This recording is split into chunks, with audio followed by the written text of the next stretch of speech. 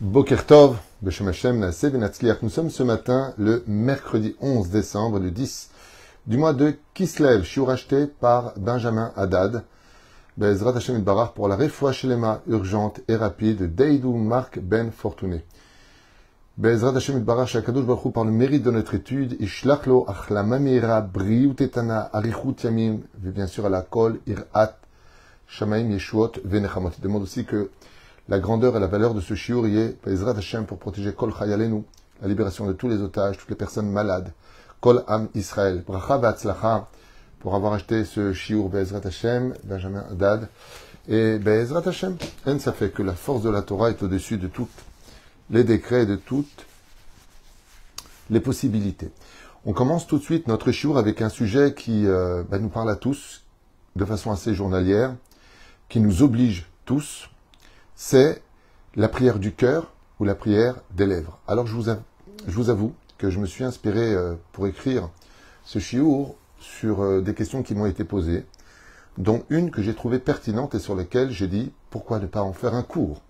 En réalité, c'est la personne qui m'a dit Rav Tutu, vous devriez en faire un cours parce que les explications que je lui ai données lui ont donné encore plus envie de prier. La prière, de par son essence même, est un grand point d'interrogation. Pour deux raisons. La première, qui sommes-nous pour demander en tant que créature quoi que ce soit au Créateur? On n'a rien à lui demander, il ne nous doit rien. Et c'est un peu hautain de dire mon roi, donne-moi.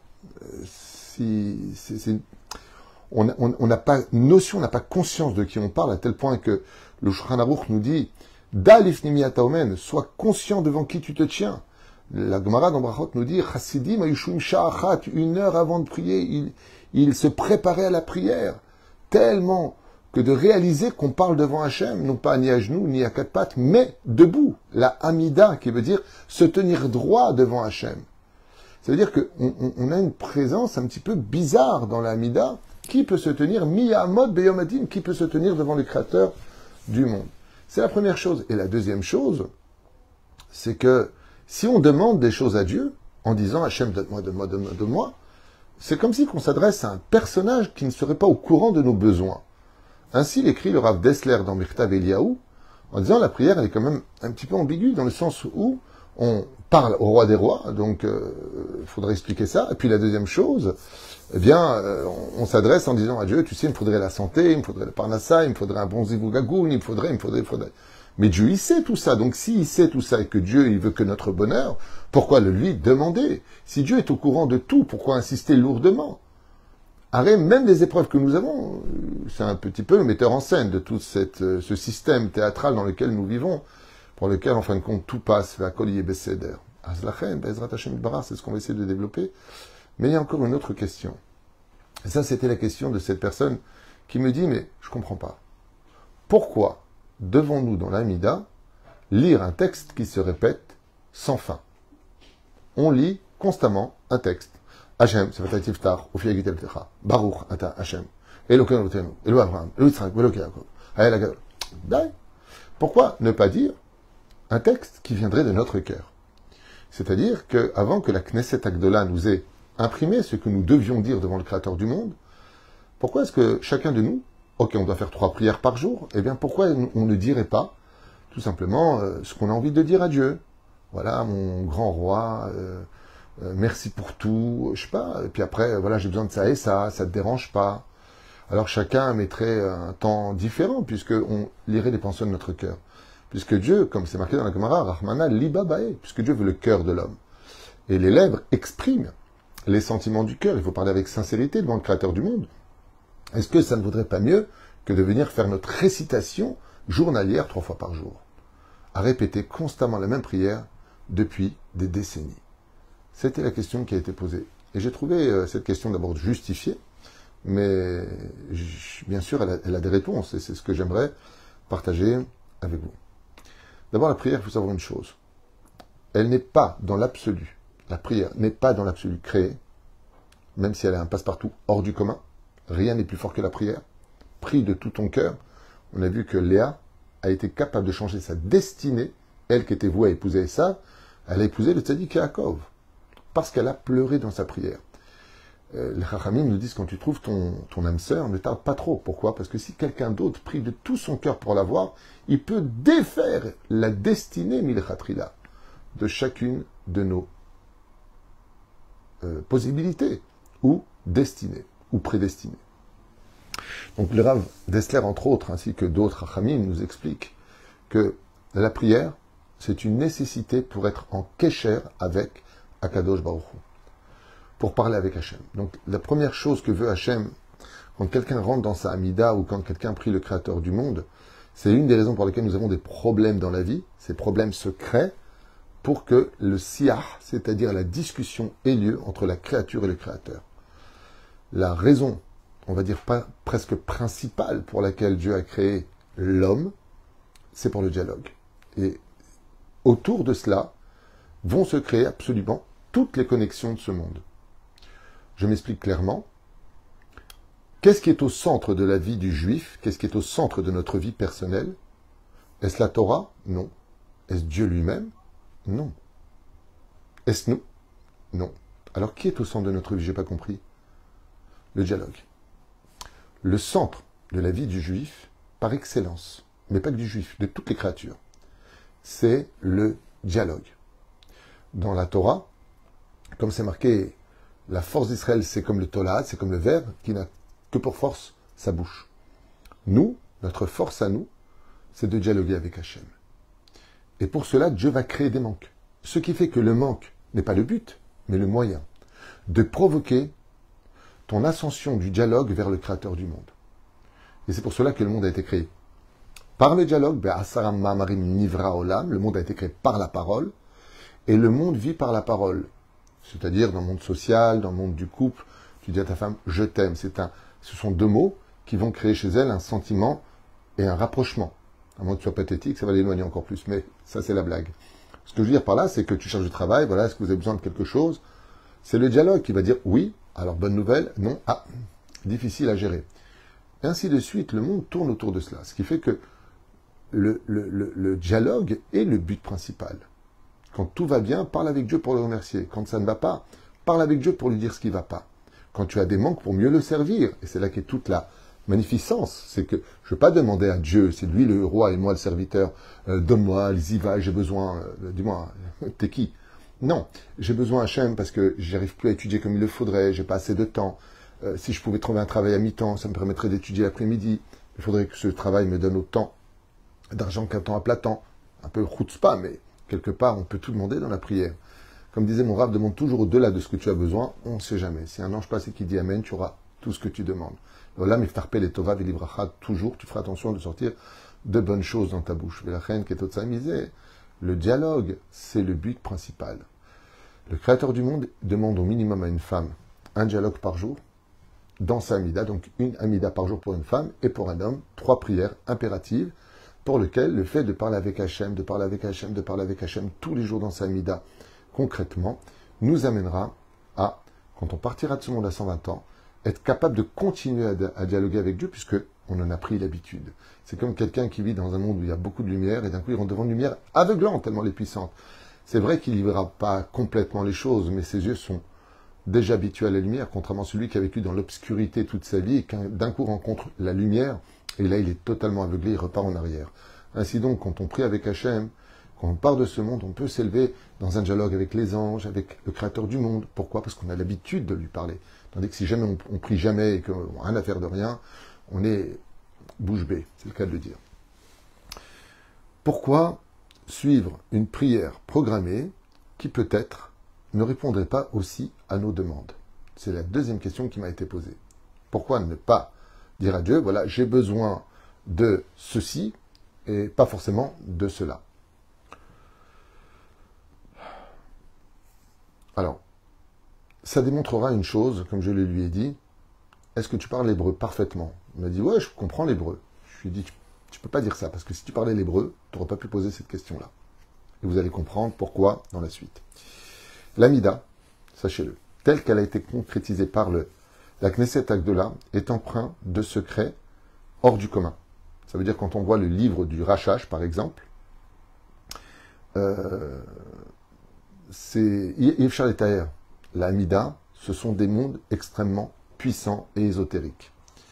Nous, on n'y voit que des mots qu'on connaît par cœur à force de les répéter, mais juste que vous compreniez. L'Amida instaure une conduite précise comment parler avec Hachem. Vous vous rappelez qu'on a posé la question, comment toi, en tant que créature, tu oses parler avec le roi des rois? C'est pour cela que l'Amida commence non pas avec le dialogue direct, mais avec la demande de Dieu d'ouvrir nos lèvres et nous donner la permission de lui parler. D'où les mots Hachem, Sefatai Tiftach, Ufi Agid Tehillatecha. Vous voyez que quand on rentre dans l'Amida, on ne peut pas se permettre de croire qu'on parle à Kadosh Baruch Hu sous prétexte qu'on a des choses à dire ou à demander. Mais qu'est-ce qu'on fait? On ne peut pas parler devant Hachem. Donc on lui demande à lui de nous permettre d'ouvrir nos lèvres. Hachem, Sefatai, Hachem, donc créateur, Sefatai Tiftach, ouvre mes lèvres. Ufi Agid Tehillatecha, pour que ma bouche dise tes louanges. Ainsi donc, on ne vient pas dans la demande, on vient dans le respect de l'autorisation de parler pour dire puis-je glorifier mon Créateur. S'il n'y avait pas ça, comment tu parlerais? Hachem, j'en ai marre, j'en peux plus, tu dis que tu m'aimes, t'es pas marié avec lui. T'es rien du tout. Donc, quand tu viens parler devant le roi des rois, dans la majesté, ce monde si puissant, ne comprenant même pas avec qui tu parles, qui a créé le temps, pas peine de poser la question quand est-ce que Dieu est né, mais qui l'a créé, il a créé le mot créé. Alors, comment tu veux il soit créé? Enfin bon, laisse tomber. Chaque jour, alors voilà les réponses que je lui ai données, j'aimerais les partager avec vous en tant que cours, si Dieu veut. D'abord, il faut savoir une chose, je lui ai expliqué que l'Amida est comprise sur 3 niveaux différents. D'abord, pour parler à Dieu, et que les anges ne s'opposent pas à laisser monter ta prière, il va falloir les Hallel et Hachem, c'est-à-dire louer le Créateur du monde. C'est pour cela que les 3 premières bénédictions que nous avons, de Hachem Sefatai jusqu'à Baruch Ata Hashem Akel Akadosh, sont des louanges. El Agadol, Gibor Vanora, El Elion, Gomer, Chassadim Tovim, Kone Akol, Baruch Ata Hashem, Agen Avraham, Ata Gibor Leolam Hashem. Wow. Si vous comprenez les mots, on loue Hachem. Deuxième shlav, une fois qu'on dit Akel Akadosh, jusqu'à Retse, de la Hamida pour ceux qui prient, on n'a que des demandes. Et c'est là où il y a quelque chose que vous devez comprendre. La Knesset Agdola a compilé dans les demandes tout ce dont un homme, une femme, un enfant, un vieillard aurait besoin dans ce bas monde. Tout est dans l'autre monde. Excusez-moi, est dans l'autre monde. Tout ce que vous pouvez demander, dans les moindres détails, sont incorporés à l'intérieur de façon codée. Que ce soit la santé, la parnassa, l'avoir des enfants, le zivugagoun, akol katouf bifnim. Hormis le fait que l'on puisse rajouter des demandes personnalisées. Ça veut dire, par exemple, qui prie pour son père, son fils, son ami, son épouse, peu importe. À l'intérieur, on peut demander des choses. Hormis le fait qu'en réalité, tout est incorporé dedans. Plus que cela encore, ça va même bien au-delà de ce que vous pourriez demander. Et je vous expliquerai dans le cours sur la Mida qu'on fera peut-être après, jusqu'où ça va. Et ça va vraiment loin. On parle dedans de la vie après la mort, du mérite qu'on aura pris avec nous, et on va demander à Kadosh Baruch Hu que ce mérite ne soit pas perdu. Est-ce que vous le saviez? C'est en pleine Amida, il faut juste le comprendre. On parle de ce monde, et on parle des besoins de l'autre monde. Donc quand tu suis la Amida, tu as tout dedans. Tu n'as pas besoin de te prendre la tête. Tout ce que tu peux demander est déjà marqué. Hormis le fait que dans Shema Kolenu, tu peux aussi incorporer une demande personnelle après avoir demandé pardon à Dieu sur ta conduite. Et la troisième chose, donc on a vu première les louanges, la deuxième au milieu les demandes personnelles et nationales, on parle du peuple, et la troisième chose, les remerciements.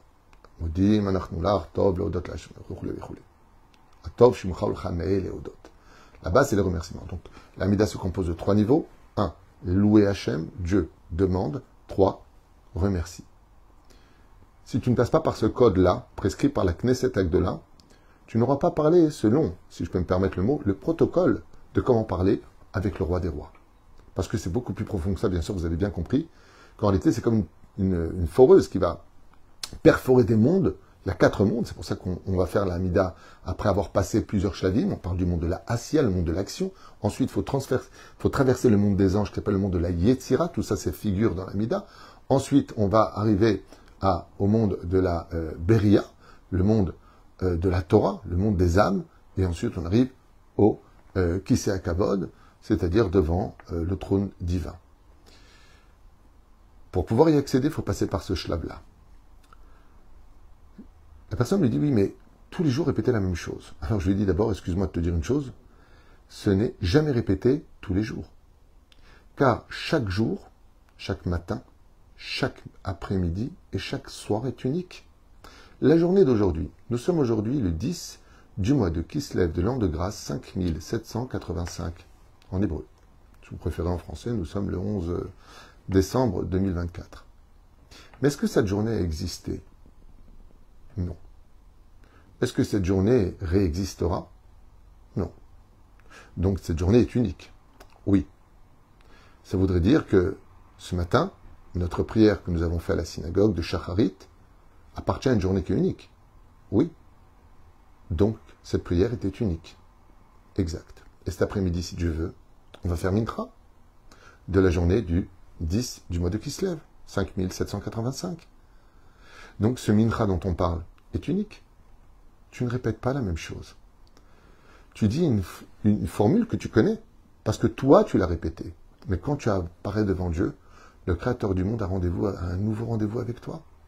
Quand vous allez chez le médecin, et que vous êtes suivi, et il vous dit, je vous donne rendez-vous dans un mois pour voir, après les examens, comment réadapter le médicament que vous devez prendre. Est-ce que tu vas lui dire, ça se répète? Je ne comprends pas, pourquoi je vais revenir? Vous me saoulez, ça fait des années que vous me suivez? Non. Chaque rendez-vous vient avec de nouvelles façons de régler quelque chose. Ainsi donc, ta Amida ne se répète pas. C'est toi qui n'arrives pas à évoluer. C'est toi qui n'arrives pas à faire la différence entre la journée d'hier et la nouvelle journée d'aujourd'hui. Le problème est chez toi, mais chez Dieu, tout est nouveau. Amechadesh bechol yom tuvo maaseh bereshit. Le Créateur du monde renouvelle chaque jour la journée d'aujourd'hui. Donc c'est juste à toi de réaliser que quand tu as mis tes filines ce matin, tes téfilines, c'était pas les mêmes téfilines qu'hier, parce que la journée d'hier appartient à hier, et qu'aujourd'hui est un nouveau jour. Et c'est ce qu'on dit dans la prière.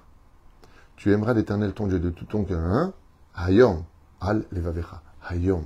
Aujourd'hui on te demande d'être pieux. Aujourd'hui on te demande de travailler pour ton Créateur. Demain, tu ne sais même pas si tu vas vivre, c'est un nouveau jour.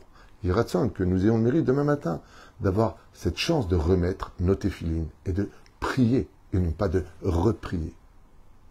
Car la journée ne vient pas continuer celle d'hier, mais elle est unique pour elle-même.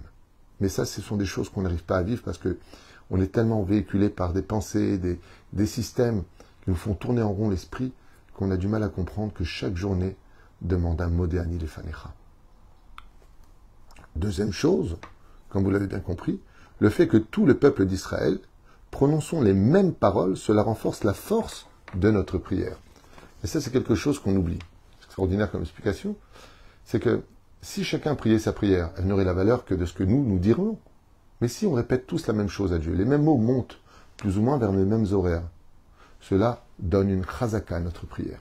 Quand dans le même Beth Knesset, au même moment, avec le chazan, chacun plongé dans son livre, nous disons Hachem, c'est peut-être la terre, l'union fait la force. La forme des mots, la force des mots, comme elle monte tout devant Hachem, eh bien le Créateur du monde ne voit qu'un seul langage universel pour son peuple. Cinquième chose, donc les mêmes paroles renforcent la prière. Cinquième chose, toutes nos demandes absolues sont demandées avec la possibilité donc de rajouter personnellement des choses à l'intérieur. Ça veut dire que si des fois tu as envie de dire j'aimerais bien que mon tikkun abrit soit fait, tu peux le demander à l'intérieur. Si tu as envie de dire j'aimerais bien la refresh lema pour un tel et donner son nom, dans Refainu, tu peux rajouter, comme on le verra Bezrat Hashem à l'occasion, et ainsi de suite. Ensuite, tu donneras un verset, le fait de faire notre Amida, vous savez qu'il y a une grande ségoula, pour que le jour de notre départ, quand viendra l'ange pour nous prendre de notre corps, de lui donner notre nom. Il va nous poser une question, la première de toutes les questions d'ailleurs, quand il met cette goutte nauséabonde sur la bouche de la personne qui doit se déconnecter de son âme, c'est comme ça que ça se passe au niveau du départ, eh bien, il lui dit, donne-moi ton nom. On est tellement choqué de réaliser qu'on va quitter notre corps, qu'on a du mal à le retenir. Pour cela, nous avons un remède, et ce remède est constitué de la première lettre du nom usuel que nous avons. Par exemple, dans mon cas, c'est David, Dalet, et ça finit par Dalet. Donc, je vais prendre un verset du Teilim. Aujourd'hui, vous pouvez regarder sur l'ordinateur, vous marquez cette question-là, il vous donne le verset, il vous en donne 10 ou les, du Tanar, donc c'est pas forcé d'être des Teilim, ça peut être du Tanar, un verset dont vous allez vous rappeler et que vous direz juste avant de faire vos 3 pas en arrière dans la Hamida. Donc nous avons cette ségoula, Nifla, chose que si on n'avait pas l'Hamida, on ne pourrait pas le faire, qui te permettra de donner ton nom de façon instinctive à l'ange qui viendra te prendre. Septièmement, notre prière est adaptée aux saisons. Encore une chose que nous n'avons pas pris en compte, c'est qu'il y a Morid Atal pour la période d'été, et nous avons Mashivarouach ou Morid Ageshem, Barechenu ou Barech Alenu, car la bénédiction du peuple d'Israël est dépendante de la pluie. Comme vous le savez, c'est un signe de bénédiction, et notre prière, les mots qui vont constituer notre prière pour nous, en tout cas les Sfaradim, changent selon les saisons. Ainsi donc, notre Amida s'adapte à toutes les périodes. Et pour finir, si on était devant Hachem, on ne pourrait pas dire un texte. Alors ça, c'est Merov Emma, c'est magnifique comme explication. C'est que si on était vraiment conscient de qui on parle, même si on savait ce qu'on viendrait demander, on ne pourrait pas le dire. Tellement on serait choqué, on serait Behema. Emma veut dire crainte. Donc, vous savez, comme souvent les ministres ou les politiciens, ou même au niveau du théâtre, peu importe, pour ne pas rentrer dans un bilboul des mots, ils ont devant un écran, une vitre comme ça, le texte qui est marqué. Pourquoi? C'est eux-mêmes qui souvent écrivent ce texte, ou alors on le leur écrit. Mais pour ne pas aller de balbel, pour pas bien parler devant le roi des rois, ainsi donc, quand on est devant Hachem, mieux vaut avoir un texte préparé à dire que de venir parler stam. Et pour finir, Rabbi Nachman rapporte que, malgré tout, il y a la prière qui a été constituée par la Knesset Agdola, certes, mais il y a aussi autre chose. En dehors de tes 3 amidot par jour pour un homme et de 1 amida minimum pour une femme, il y a la hit bodedut.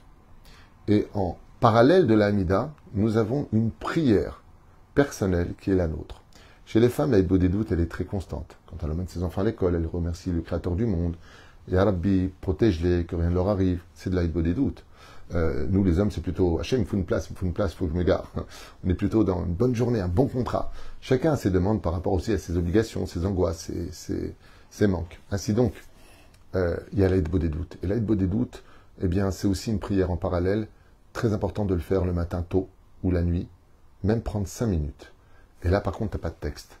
Tu sors sur ton balcon, tu regardes le ciel. D'abord, tu remercies Hachem. Deuxièmement, tu fais le din v'cheshbon avec toi-même. Je sais que j'ai pas été bécédère ici, j'ai manqué de patience, j'ai manqué de tolérance, j'ai manqué d'humilité. Je te demande pardon, j'aurais pu mieux prier, j'aurais pu mieux étudier, j'aurais dû être plus avenant ou avenant, peu importe. Et une fois que c'est fait, tu dis, maître du monde, regarde, je voudrais ceci, je voudrais cela. Et là, tu laisses parler ton cœur qui s'exprimera par des mots. Ainsi donc, comme je le lui ai dit, si vraiment ça te tient tellement à cœur de parler de ce que tu as envie de dire, pour cela tu as le temps de la Hitbo des doutes. Quoi qu'il advienne, la force de la prière est capable de changer tous les décrets, surtout si on comprend la valeur des mots et celles qui sont dans notre cœur, dans la Hitbo des doutes. Rabatzlacha, Rifoua Shlema, Achlama Meira, Ubriut Tetana, Hashem Atov Ushmotav Baneimim, Be'ezrat Hashem, urgente pour Deidou.